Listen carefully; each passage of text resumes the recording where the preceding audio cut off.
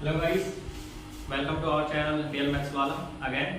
अभी जैसे कि हमने पिछली वीडियो में हमने आपको इसका इंट्रोडक्शन दिया था कि किस टाइप से आपको तैयारी करनी है। तो अभी हमारी जो सेकंड वीडियो आई है वो फर्स्ट बुक को लेकर आई है कि फर्स्ट बुक में हमारी जो क्वेश्चंस हैं वो किस टाइप से आएंगे। अब हमारे पास इतना वक्त तो है नहीं कि हम आपको एक ही क्वेश्चन इसका करा पाए। हमारे पास अब वही हमारे पास मेन फोकस है कि इनमें जो इम्पोर्टेंट क्वेश्चन हैं वो क्या होते हैं और उनको हमें तैयारी कैसे करनी है। देखिए, मैंने आपको पहले ही बता दिया था कि जो मैं यहाँ पे क्वेश्चन कराऊंगा, अगर उन क्वेश्चनों की आपको तैयारी करनी है तो आप 90 प्लस लेके आओगे। अदरवाइज अगर आप चाहते हो कि और अच्छा स्कोर करो आप, तो उसके लिए हमारे टेलीग्राम पे हमारे और बहुत सारे नोट्स पड़े हैं जिन्हें आप पढ़कर 100 इजी वे इजी ला सकते हैं आप। तो हम आते हैं दोबारा अपने फर्स्ट बुक के जो चैप्टर्स है उस पर हम थोड़ी बहुत इंफॉर्मेशन लेते हैं और उसको पढ़ते हैं कि क्या हमारे जो क्वेश्चंस हैं वो किस टाइप से आते हैं। जैसे कि सबसे पहला ही आपका chapter relation and function. Relations तो आप अपने घर में भी पढ़ सकते हो।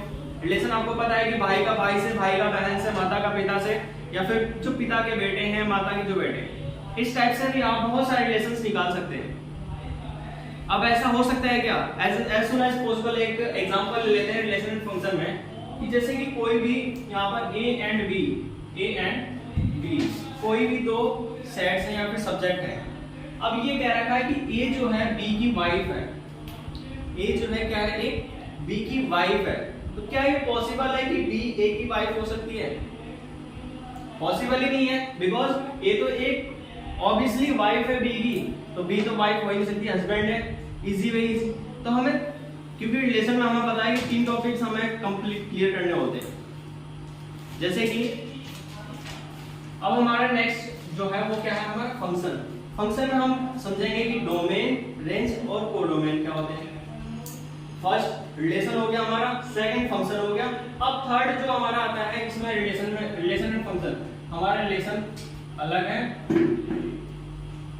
और सेकंड टॉपिक हमारा फंक्शन। फर्स्ट चैप्टर हो गया हमारा रिलेशन और सेकंड चैप्टर हो गया हमारा फंक्शन। इसी में फर्स्ट चैप्टर के 2 पार्ट्स हो गए। अब दोनों पार्ट्स में रिलेशन को भी आपको प्रूव करने के लिए 3 पॉइंट प्रूव करने पड़ेंगे और जो फंक्शन है उसको भी हमें 3 टॉपिक्स में क्लियर करने पड़ेंगे। तब जाके हमारा प्रूव होगा कि रिलेशन है या नहीं है, फंक्शन है या फिर नहीं है। जैसे कि सेकंड हमारा क्या होता है, सिमेट्रिक। सिमेट्रिक क्या आपने पढ़ा है सिमेट्रिक? जैसे कि हमारे पास फर्स्ट पॉइंट में तो ये होता है कि ए का रिलेशन ए से ही होना चाहिए, यानी कि खुद का रिलेशन से खुद। ये तो पॉसिबल ही है। जैसे कि नेचुरल नंबर हम ले लेते हैं तो 1 का रिलेशन 1 से हो सकता है, 2 का रिलेशन 2 के साथ हो सकता है, 3 का रिलेशन 3 के साथ हो सकता है। नेक्स्ट इसी टाइप से अगर हम यहाँ पर सेकंड पॉइंट है तो इसमें अगर ए का रिलेशन बी से है तो ये हमें प्रूव करना है कि बी का रिलेशन जो है वो भी ए से होना चाहिए। जैसे कि अगर ए के प्लेस पर हम 1 ले रहे हैं तो 1, 2 हो गया, तो जो 2 का रिलेशन है वो भी 1 के साथ होना चाहिए। क्या ये दोनों नेचुरल नंबर हैं? ऑब्वियसली दोनों ही नेचुरल नंबर है, बट कंडीशन के अकॉर्डिंग ये हमारा फेल भी हो सकता है। कंडीशन क्या क्या हो सकती है वो हम आगे क्वेश्चंस में पढ़ेंगे। फिलहाल हमें क्या है कि इंट्रोडक्शन है, तो हमें जल्दी से जल्दी अपना कवर करना है कि हमें क्वेश्चन किस टाइप से आता है और कैसे कवर करना है। थर्ड में हमारा आ जाता है कि अगर ए का रिलेशन बी से है, ए का रिलेशन बी से है और बी का रिलेशन किससे है, सी से, तो ये हमें प्रूव करना है कि सी का रिलेशन भी किससे होना चाहिए, ए से होना चाहिए।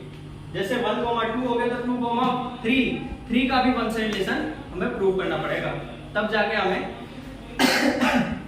जाके हम इसे प्रूव कर सकते हैं कि ये हमारा ट्रांजिटिव है या नहीं है। फिर अब हम आ जाते हैं second chapter, inverse trigonometry. Inverse के लिए आप बहुत आसानी से समझ सकते हैं कि अगर x की गुणा हम y में करते हैं = 1, तो अगर हम यहाँ से x की वैल्यू या फिर y की वैल्यू निकालते हैं तो y = क्योंकि आप जानते हैं कि मल्टीप्लाई है और उधर लेके जाएंगे तो वो डिवाइड हो जाएगा, तो 1/, आपका कितना हो जाएगा, x, यही होगा। और आप जानते हैं कि जब हम किसी को भी ऊपर लेके जाते हैं तो इसकी पावर क्या है, प्लस में 1, तो ऊपर जाएगी तो इसे हम x की पावर -1 लिख सकते हैं। बट कंडीशन ये है कि वो ट्रिग्नोमेट्रिक फंक्शन होना चाहिए। ट्रिग्नोमेट्रिक फंक्शन क्या होता है आपका, sin cos tan cot sec cosec। तो अब हम कैसे लिख सकते हैं, यानी कि sin इनवर्स x थीटा कुछ भी लिख सकते हैं, जो हमारा एंगल होगा वो हम कुछ भी ले सकते हैं। हम x y z theta lambda, gamma, कुछ भी ले सकते हैं, ये हमारी इच्छा होगी। तो जब हमारा साइन इनवर्स आ जाए, कॉस इनवर्स आ जाए, तब इसे हम बोलेंगे ट्रिग्नोमेट्रिक इनवर्स फंक्शंस बोलेंगे। अब इसके जो क्वेश्चंस होंगे वो बहुत आसान है, इतने आसान कि अगर एक क्वेश्चन आपसे करा दिया जाए तो आप दूसरे क्वेश्चन के लिए बोलोगे नहीं कि हमें दूसरा क्वेश्चन कराएं। थर्ड चैप्टर आता है हमारा मैट्रिक्स। अब एक बात ध्यान रखिएगा, सबसे जो मेन जो गलती आप लोग करते हो क्या होता है, मैट्रिक्स बनाने का जो मेथड होता है वो इस टाइप से होता है कि दोनों में ही आपको बिग ब्रैकेट के कॉलम लगाने हैं। बस डिटरमिनेंट्स में भी आप ऐसे ही बना देते हैं, जो कि आपका क्वेश्चन वहीं पे ही मिस्टेक हो जाता है। आप इस बात का ध्यान रखेंगे, जो डिटरमिनेंट्स है, डिटरमिनेंट्स में आप बस दो लाइन खींचेंगे। सबसे बड़ी गलती आपकी यहाँ पर होती है, मैट्रिक्स और डिटरमिनेंट्स में आप फर्क नहीं कर पाते हैं और जहां कि आपके क्वेश्चन तुरंत गलत हो जाते हैं। बिकॉज आप जानते हैं कि सीबीएसई बोर्ड में हो या यूपी बोर्ड में हो, तुरंत स्टेप बाय स्टेप मार्किंग होती है। But step by step marking तो तब होगी जब आप क्वेश्चन सही से लिखोगे।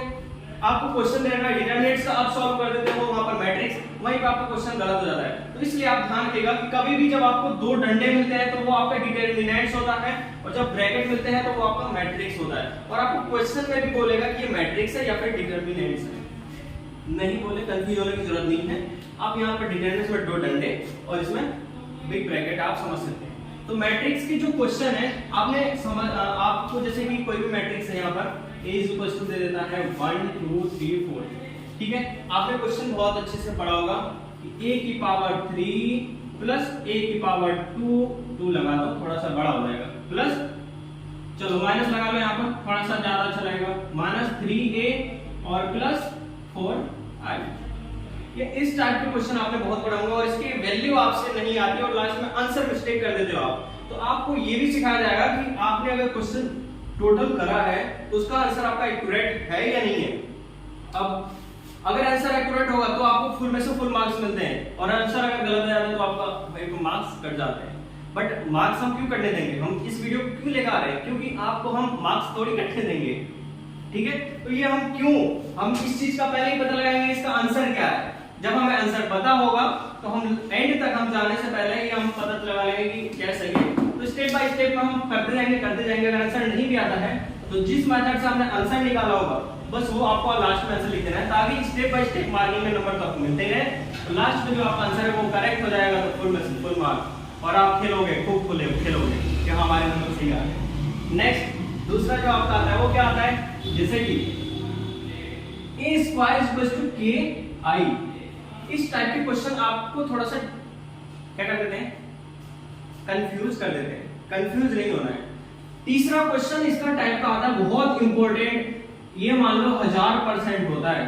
क्या होता है 1000%? ये आ जाता है प्रूफ करने के लिए। a की पावर n आप प्रूफ कीजिए कि cos की पावर n थीटा, तो cos n theta sin n theta minus sin n theta minus sin n theta, ये n थीटा। थोड़ा सा कॉम्प्रोमाइज कीजिएगा क्योंकि हमारी राइटिंग थोड़ी सी ऐसी है। हम यूपी बोर्ड से पढ़े हुए हैं, बट आपको सीबीएसई बोर्ड में हम इसलिए बता रहे हैं क्योंकि हम सारी बुक्स पढ़े हुए हैं। नेक्स्ट हमारा जो आता है माइनस n थीटा हो गया, और नेक्स्ट आपका ऐसे कुछ भी ऐड कर लो माइनस cos n थीटा। ये आपको प्रूव करने के लिए क्वेश्चन दे देता है। तो आपको ये 3 स्टेप में होते हैं, बट किसी भी क्वेश्चन को करने के लिए 3 मेथड है हमारे पास। 3 मेथड हैं, कोई सा भी क्वेश्चन आप कराएं उसके 3 मेथड होते हैं। तो हम आपको तीनों मेथड से नहीं करा के 2 मेथड से कराएंगे, क्योंकि एक मेथड सबसे लंबा है और आपको कराएंगे और आप एग्जाम हॉल में जाएंगे, भूल जाएंगे तो क्वेश्चन आप नहीं कर पाएंगे। ऐसा हम नहीं करने देंगे। तो इसलिए हम 3 स्टेप में कराएंगे इसको, तीनों स्टेप में से 2 स्टेप कराएंगे, और दोनों ही स्टेप बहुत ही इजी है, आप कोई सा भी स्टेप कर सकते हैं। बात रही मैट्रिक्स की, ये 3 टाइप के क्वेश्चन हैं, इसे रट के जाना, बिल्कुल रट के जाना। ये मान लीजिए कि थ्योरी में आना है क्वेश्चन।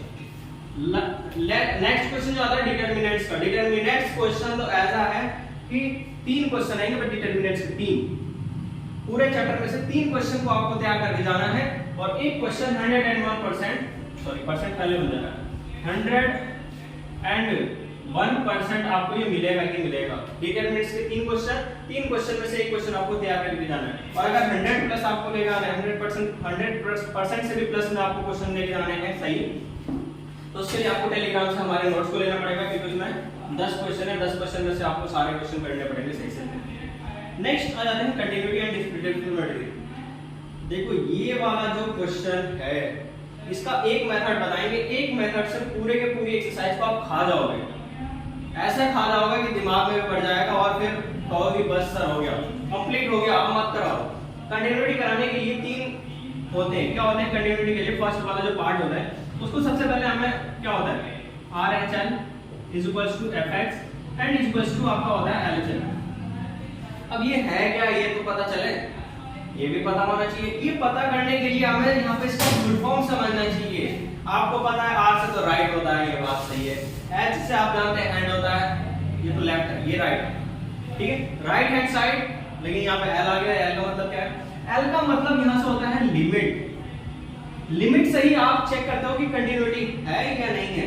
विदाउट लिमिट आप कुछ नहीं कर सकते हो। वहां पर वो पॉइंट देगा कि at x is equal to 0 a 1 2 कुछ भी दे सकता है वो x y z, उसका आपको चेक करना होगा कंटिन्यूटी है या नहीं है। ये तीन पार्ट दे रखे हैं, तीनों पार्ट में से आपको ये सारे फॉर्मूले बताऊंगा मैं। जैसे कि RHL कोई भी पॉइंट है, RHL फाइंड के लिए आपको सबसे पहला फॉर्मूला यही लगाना है, limit x tends to a plus. जब आप राइट की बात करते हो तो a पर आप प्लस लगा दें। a क्या है? आपका कोई भी नंबर है जो आपको जिस पॉइंट पर आपको फंडने के लिए कहेगा। तो limit x tends to a plus fx जो फंक्शन होगा हमारा, फंक्शन जो भी आएगा वो a प्लस के लिए क्या कंडीशन बनती है वो आप इस पर देखेंगे, डिपेंड करेंगे। नेक्स्ट हमारा जो फंक्शन होगा fx, अब ये जो x है इसका मतलब ये fx नहीं रहेगा, यहाँ पर रहेगा fa। जो भी वैल्यू आपकी फाइंड होगी, आप जो भी फंक्शन होगी उसमें a जो वैल्यू होगा वो पुट करेंगे और जो भी वैल्यू निकल के आती है, जैसे कि लेट कर लेते हैं fa ही आ जाती है। तो ये दो कंडीशन तो ये हो गई। लास्ट वाली कंडीशन जो LHL है उसे कैसे फाइंड करेंगे? LHL के लिए हमारे पास है यानी कि left hand limit, left hand limit, क्योंकि हमें पता है कि देखो भाई हम बीच में खड़े होते हैं, हमारा एक तो लेफ्ट होता है और एक हाथ होता है राइट। तो लेफ्ट हैंड लिमिट भी लेंगे और राइट हैंड लिमिट भी लेंगे, क्योंकि हमारे सिर पे भी तो बहुत सारा बोझ है, उसे भी खत्म करना है, तो हमारा फंक्शन होता है, ठीक है। एक हाथ से लेफ्ट वाले फंक्शन को खत्म करेंगे, राइट वाले फंक्शन को खत्म करेंगे, सिर पे जो बोझ है उस वाले फंक्शन को तो खत्म करना ही करना है। तो नेक्स्ट हम आ जाते हैं LHL। LHL के लिए सेम ये ध्यान रखना है, बस यहाँ पर जो प्लस है इसे माइनस लगा देना हमें। तो limit x tends to a minus और यहाँ पर आपका हो जाएगा a f, ठीक है। अब जो लास्ट जो चैप्टर है ये एप्लीकेशन ऑफ डेरिवेशन, इस वाले में से तो बस एक क्वेश्चन आपको करके जाना है, 101% वही लिखा हुआ मिल जाएगा, बाकी कहानी खत्म। फर्स्ट बुक इतनी सीरियस वाली, क्या आप 1 महीने में खत्म कर सकते हैं? नहीं, 1 महीने तो बहुत दूर की बात है। आप इसे 20 दिन में खत्म कर दीजिए, 10 दिन में हमारा केस स्टडी खत्म और जो MCQ है वो इन्हीं के साथ हम लेके चलते रहेंगे वीडियो में, क्योंकि अब हमारे पास टोटल जो बचे हैं 30 दिन बचे हैं। 30 दिन में हमें फर्स्ट बुक भी कंप्लीट करनी है, सेकंड बुक भी कंप्लीट करनी है, प्लस MCQ भी करनी है और थर्ड हमें जो केस स्टडी उसे भी कंप्लीट करनी है। तो हम कैसे करेंगे? देखिए 30 दिन में हमें 20 दिन तो देने हैं, टोटल 20 दिन बिल्कुल क्लियर देने हैं इस वाली बुक को, first and second book, first and second book. ये NCERT प्लस RS अग्रवाल दोनों ही मिक्स होंगे हमारे पास। क्वेश्चन हम दोनों मिक्स लेके आएंगे, बिकॉज हमारे पास टाइम कम है, क्वेश्चन ज्यादा है और जितने ज्यादा क्वेश्चन के हम अभ्यास करेंगे यानी कि लर्निंग करेंगे उतना ही ज्यादा हमारा फायदा रहेगा। तो ये हमें 20 दिन तो इसमें देने हैं। 10 दिन जो बचे, 10 दिन में से 5 दिन तो हमें देने हैं MCQ, सॉरी 5 दिन जो देना हमें केस स्टडी को देना है, क्योंकि केस स्टडी बहुत हार्ड आता है इस टाइम। मैंने भी देखा है, मेरे अकॉर्डिंग भी बहुत हार्ड है वो, बट हम उसे कोशिश करेंगे बहुत अच्छे से अच्छे और इजी व इजी मेथड से हम करें। तो ये 25 दिन तो ये खत्म हो गए। 5 दिन जो बचेंगे वो 5 दिन में हम आपको 5 पेपर कराएंगे। 5 पेपर उन्हीं क्वेश्चनों में से होंगे, थोड़े से 1-2 क्वेश्चन हट के आएंगे। उन 5 पेपर को आप सॉल्व कर लेते हैं तो 90 प्लस आपके हाथ में, आपके जेब में या फिर आपके मार्कशीट में लिखे मिलेंगे, कोई भी काट नहीं सकता। तो इसलिए हमारे चैनल पे बने रहिएगा 30 डेज के लिए और हमारे चैनल को लाइक, सब्सक्राइब, शेयर करते रहिएगा। आज की वीडियो में इतना ही, शेष मिलते हैं अगली वीडियो में।